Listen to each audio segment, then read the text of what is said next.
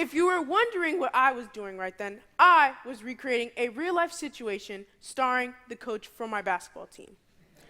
This is the way he reacted when we did not box out a player. And there are other occasions where he would curse us out and tell us he treats us this way because we play at a national level and were ranked last year. He says if you do not want to be treated like this, you should play uncompetitive rec basketball. Oh, hello there, all you parents in the audience. Is it okay if a coach curses and throws clipboards in the presence of your child in the name of making them a better athlete? Pretty normalized practice to me. If my coach were to say, why didn't you trap him, get on the baseline, I wouldn't think anything of it. But what if my English teacher said, didn't you diagram that sentence correctly? This is important.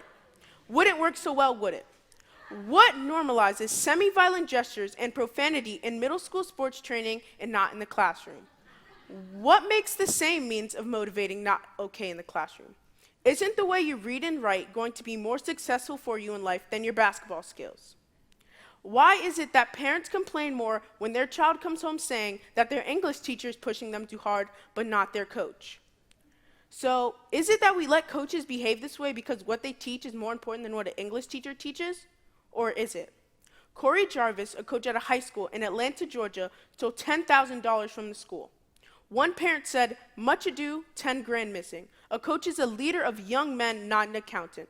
This shows that parents rather have a dishonest coach than sacrifice a team's success. But what if my English teacher allotted $2,500 that year for textbooks? What would happen then?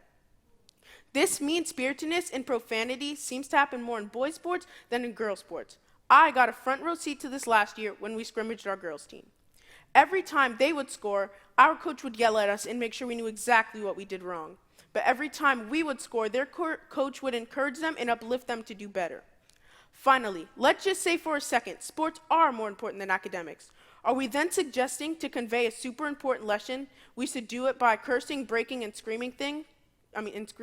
With boys, this is probably true. In 2017 New York Times article, Andrew Reiner, a professor at Towson University, wrote about the way we raised boys. He says that fathers are more analytical with their daughters, allow them to show sadness and smile, but with boys use words like win and proud.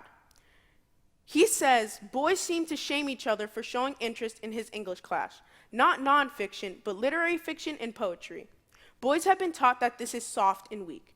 If this continues, what will happen to our generation, future generations, and the women who hang with these men?